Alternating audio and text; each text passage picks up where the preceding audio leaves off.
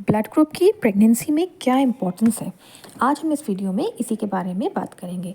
देखिए, बहुत ज़्यादा कपल से पूछते हैं कि हम दोनों हस्बैंड वाइफ का ब्लड ग्रुप जो है वो एक सा है, तो इससे क्या बच्चे में कोई दिक्कत आती है।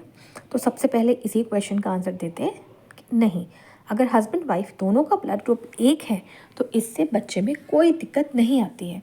लेकिन अगर दोनों का ब्लड ग्रुप अलग अलग है तो हाँ, इससे बच्चे में दिक्कत आ सकती है। इससे बच्चे में हो सकता है HDN यानी कि haemolytic disease of the new born. इसमें जो है बच्चे के सेल्स बहुत जल्दी ब्लड सेल्स डिस्ट्रॉय होने लग जाते हैं। इसके बारे में हम आगे बात करते हैं। लेकिन अगर ऐसा है तो इसका क्या सोल्यूशन है, इसके लिए आप क्या कर सकते हैं। देखिए, ब्लड ग्रुप जो है उसके बेसिकली दो कंपोनेंट होते हैं। एक तो आपका ब्लड ग्रुप जैसे A, B, O या AB। दूसरा जो अब हम देखते हैं नेगेटिव या पॉजिटिव लिखा हुआ होता है, ये होता है RH फैक्टर। तो अगर ब्लड ग्रुप अलग है तो इसको बोलेंगे ABO इनकम्पैटिबिलिटी। और अगर RH फैक्टर अलग अलग है यानी कि एक जैसे मदर है उसका नेगेटिव है और जो फादर है उसका पॉजिटिव है, तो इसको बोलते हैं RH इनकम्पैटिबिलिटी। अभी RH फैक्टर क्या होता है, जो आपके ब्लड सेल्स होते हैं इसके ऊपर एक प्रोटीन लगा हुआ होता है। तो जिन लोगों में ये प्रोटीन लगा हुआ होता है वो RH पॉजिटिव होते हैं और जिनमें नहीं होता है वो RH नेगेटिव होते हैं। जो ज़्यादातर लोग हैं 92% of the population RH positive होती है, मतलब उनमें ये प्रोटीन होता है, ये डोमिनेंट ट्रेट है। इसी हिसाब से ब्लड ग्रुप आप देखें ऐसे क्लासीफाई हो सकते हैं। हर ब्लड ग्रुप का एक नेगेटिव हो सकता है और एक पॉजिटिव हो सकता है। जैसे अगर O नेगेटिव है तो इसके ऊपर जो प्रोटीन है RH फैक्टर नहीं लगा हुआ है। जो नीचे वाला O पॉजिटिव है, इसमें जो प्रोटीन है वो लगा हुआ है, तो ये RH पॉजिटिव हो गया। A नेगेटिव में जो ऊपर आपको दिख रहा है वो इसकी अपना जो इसका एंटीजन है वो है, और नीचे वाले में एंटीजन भी है और इसमें RH फैक्टर भी है। तो नीचे वाला पॉजिटिव, ऊपर वाला नेगेटिव। इसकी इम्पोर्टेंस सिर्फ आपकी प्रेगनेंसी में ही होती है, वो भी अगर माँ का नेगेटिव है ब्लड ग्रुप तो। अब देखिए, माँ का नेगेटिव है, जो अंदर बेबी है उसका पॉजिटिव है। उसका पॉजिटिव जब होगा जब फादर का भी पॉजिटिव होगा। अगर फादर का नेगेटिव है तो कोई दिक्कत नहीं है। जैसे पहले बताया, प्रेगनेंसी में माँ का जो ब्लड का सर्कुलेशन है वो अलग रहता है और जो बच्चा है उसके ब्लड का सर्कुलेशन अलग रहता है, वो मिक्स नहीं होता है। लेकिन कभी कभी किस टाइम पे ये मिक्स हो जाते हैं। पहला, जिस टाइम पे डिलीवरी होती है उस टाइम पे माँ और बच्चे का ब्लड मिक्स होता है। दूसरा, अगर आपको किसी वजह से प्रेगनेंसी में ब्लीडिंग की दिक्कत हो रही है तो उस टाइम भी ब्लड मिक्स हो सकता है। अगर आपको पेट में चोट लग गई है और अंदर हल्का फुल्का ब्लीड हो गया है, उससे भी आपको ये दिक्कत हो सकती है। कभी कभी प्रेगनेंसी में कॉम्प्लिकेशंस आने लग जाती हैं या जेनेटिक डिजीज़ होने लग जाती है, तो इसमें जो अंदर फ्लूइड होता है बच्चेदानी के अंदर, जिसके अंदर बच्चा होता है, उसको निकाल के टेस्ट किया जाता है।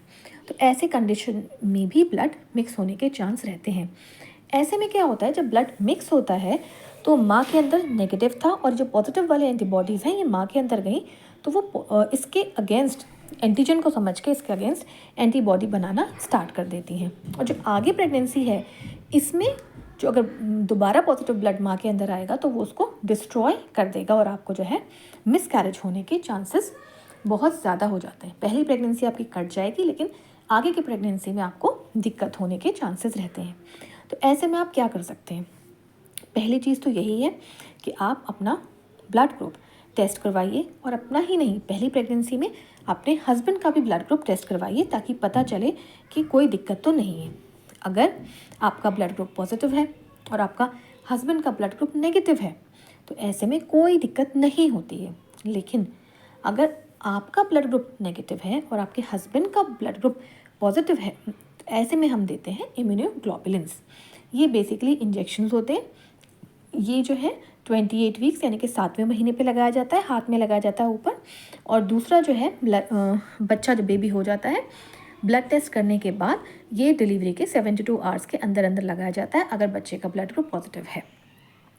अब अगर ये नहीं लगा, किसी वजह से नहीं लग पाया, तो बच्चे में क्या क्या कॉम्प्लिकेशंस हो सकती हैं, क्या क्या देखिए दिक्कत आ सकती हैं।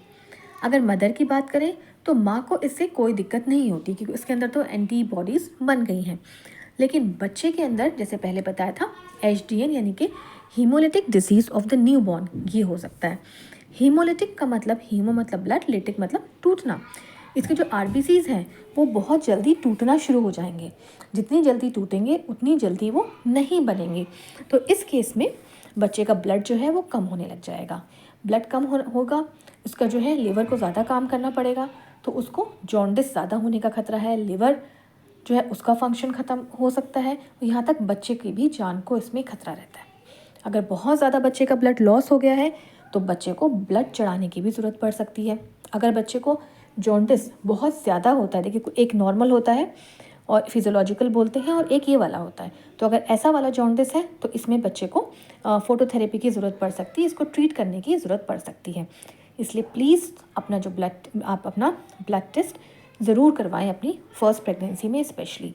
इसके बाद अपने डॉक्टर से बात करिए और आप NT-D का इंजेक्शन ज़रूर लगवाइए। अपने डॉक्टर को बताइए कि हाँ मुझको ये प्रॉब्लम है।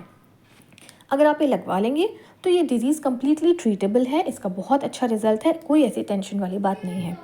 अगर आप कुछ पूछना चाहते हैं तो कमेंट बॉक्स में मुझे ज़रूर लिख के भेजें। जाओ जल्दी जाओ, हाँ ये पानी गिरा रखा, छी छी छी, नहीं जल्दी जाओ।